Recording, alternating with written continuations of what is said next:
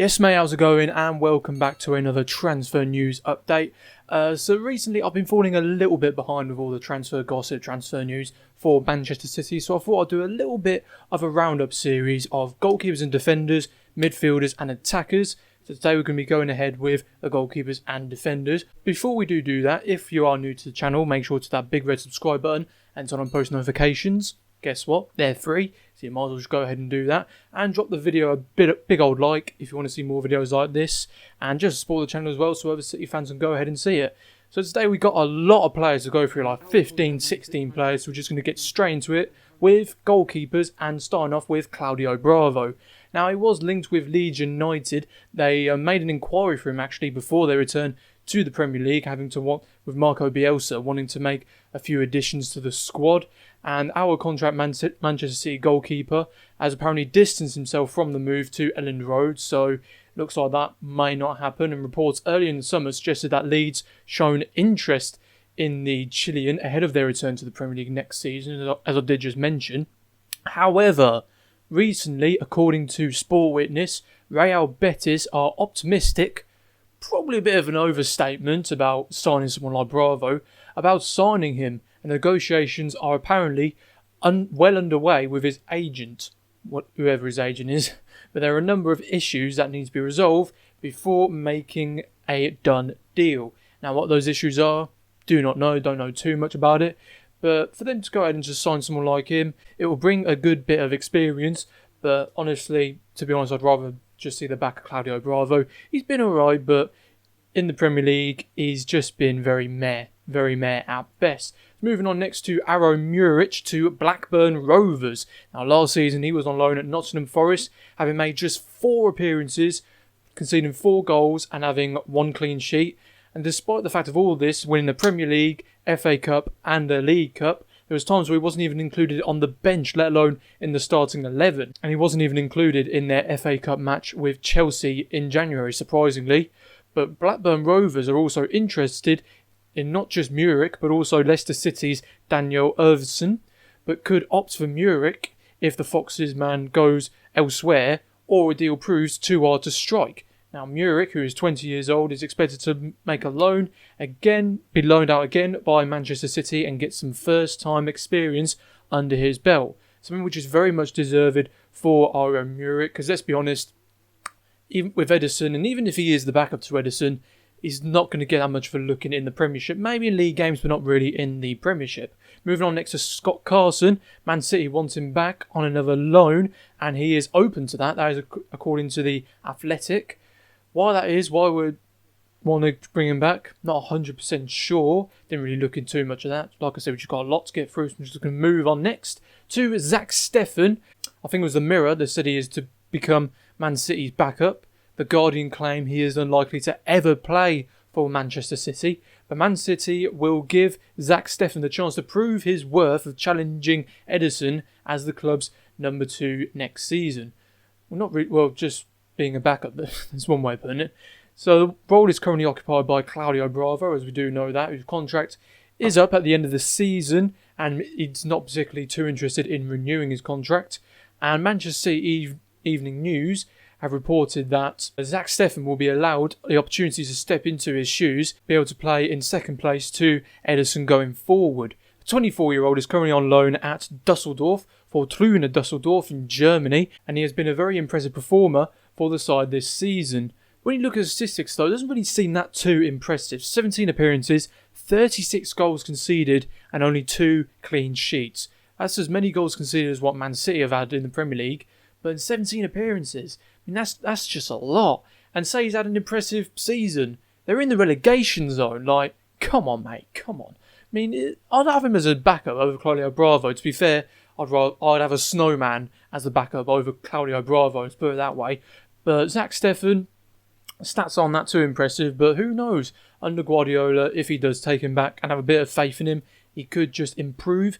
Moving on next now to fullbacks. Yan Couto, we signed him, I think it was a couple months before the summer transfer window, and I think it was just before the coronavirus outbreak. But he is dubbed as the next Dani Alves, the 17-year-old Brazilian who currently plays for Serie A side Coritiba FC, I don't know, has agreed a 5-year deal. The teenager has already won 13 caps for his country at under-17 level and was part of the Brazilian team that won the under-17s World Cup last November, a tournament where he created more chances than any defender. What a gifted player that is then, to create so many chances. It could be our equivalent of, like, I don't know, Trent. Now, I don't particularly want to compare him to a Liverpool player, but sort of do have to. Creating chances like that for a defender and creating the most in that tournament is fairly impressive, even at under-17s level. Next up is Pedro Porro. Man City signed him for £11 million. I think it was like last year. He's on loan at Girona FC. Might make a return, but in that time at Girona, he's only made 13 appearances, 0 goals, 0 assists, and only had 1 yellow card. I think I saw somewhere he was linked with Sporting. Whether that deal does go through, I do not know. Would he actually get any game time at City? It seems very much in doubt. Didn't look too much into it, but if I was to hazard a guess, it's probably in doubt. Moving on next, though, to David Alaba. This one, straight up, I'm just going to say it before we do get into any like talks, any rumours like that. In my opinion, this is just FIFA career mode talk, signing someone like David Alaba. Just because he was managed by Guardiola and had a good relationship with him doesn't necessarily mean we'll go ahead and sign him. I mean, don't get me wrong, if it does happen, if we do put in a good bid and Bayern Munich possibly accept it, I won't say no, I ain't complaining, believe that. But Bayern Munich's chairman, Karl-Heinz Rummenigge, I don't know, says David Alaba is not for sale as he continues to be linked with a summer transfer to Manchester City. Alaba, who worked with Pep Guardiola during his time at Bayern, has been mentioned as a potential City target this summer due to his experience and ability to play at centre-back and left-back. To be honest though, we've pretty much got that already with Nathan Ake, so, I mean, like I said, I would take him if we do go ahead and sign him and all the rest of it, but yeah, we've already got that with him, so yeah, whatever. Next up, and this one's very, very recent. Well, I'll say recent, it's also been a bit elongated, very much talked about, like David Alaba ever since Guardiola came to the club in 2016. But this is regarding Alexandro. So sources close to Manchester City suggest that there is a growing interest at the club for Juventus defender Alexandro, 29. Reports by Tutto Sport, as relayed by Sports Witness, which was posted by OneFootball. With Mendy's injury problems and being about as consistent as a glass hammer this season, there has been talk of Pep wanting to bolster his options at the left-back area. Now, bringing someone like him, and just talking about the fullbacks as well, Kyle Walker, who's very much cemented his place at right-back. Joao Cancelo, he's been very much, well, to be honest, we can't really say too much bad things about his form because he hasn't really had much time to prove himself, enough game time to prove himself. Saying that, at left-back, he has been pretty good. Good against Norwich, good against Real Madrid. So bringing someone like Alexandro, maybe David Alaba, will just add, like it says there about Guardiola, wanting to add some more options at left-back. When we already have Mendy there, who I did say is a bit inconsistent. Angelino's currently on loan at Leipzig, and he's not really been that great, if I'm honest. Zinchenko converted from cam to left-back. It's been a bit, I don't know, I sort of like it, but at the same time, I'm not too sure about him, to be brutally honest with you. So moving on next to centre-backs. Nathan Ake, of course, we signed him from Bournemouth for £41 million on a 5-year deal. I still believe I'd do a replacement for Nicolas Otamendi. Honestly, I've seen faster moving icebergs than Nico, particularly in our game against Wolves and Bournemouth at the Etihad, where we do play a high line of football, and Otamendi just does not have the pace. John Stones is not that far behind him. Laporte does have a good turn of pace, but over distance is not particularly that too quick. So Nathan Ake, like I said, perfect replacement for Otamendi. Sticking with Nico, he is linked with a move to Real Betis, reuniting with former Manchester City boss Manuel Pellegrini, who signed him for the club back in 2015. But he's also linked with a move to former club Valencia, and his price has even been slated to just £8 million. I can't remember, was it like 30 million we signed him for back in 2015? About £8 million. That's in a sense, that's saying that he is done as a player for that kind of price tag. And to be honest, even though Dejan Lovren did lead Liverpool to a Champions League final once upon a time, I'd say Otamendi is probably better than Dejan Lovren in my biased opinion. Yeah.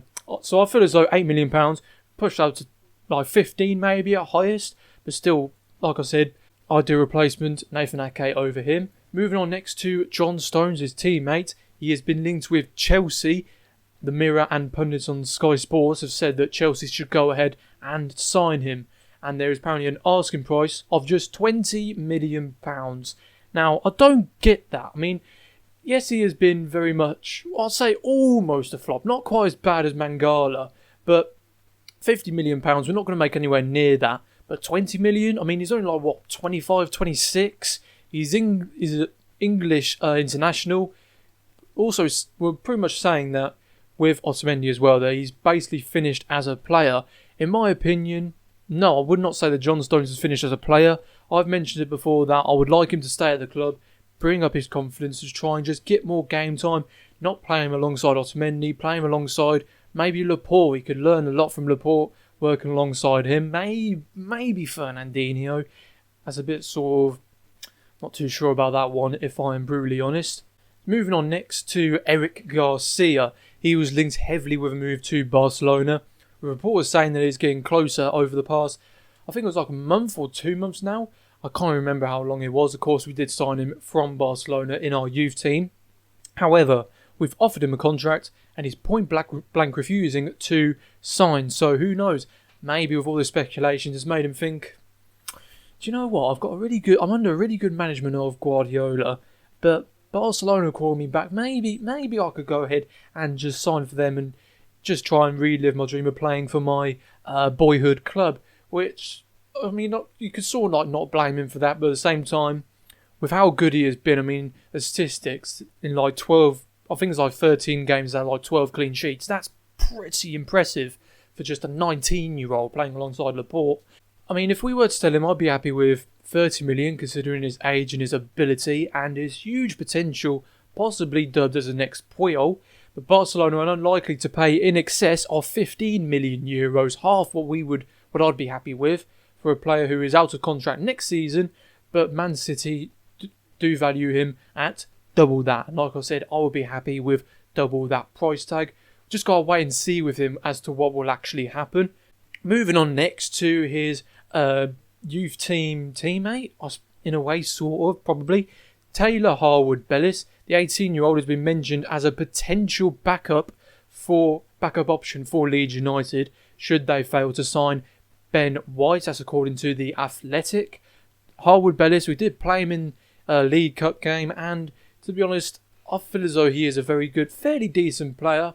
To get rid of him for someone who has, I'd just like to say, has got somewhat of potential. I mean, he's only 18. He hasn't had that too much game time. But I feel as though Guardiola should definitely keep a player like him. Because who knows, maybe at 25, he would be a fairly decent player. Even in just like league games or whatever, for him to get some game time and to prove his worth. Prove that he can actually maybe one day break into the first team like Phil Foden. He could be a lot better than what we anticipate him to be. Moving on next to Kalidou Koulibaly. I've mentioned him before many times on the channel and also on my Instagram, which there's a link to in the description box down below. Last time I did mention though, I got absolutely slated with this comment. Yeah, seems as though I touched a nerve there. But anyway, going back to this, TV dello Sport reckon he is heading towards the exit door at Napoli.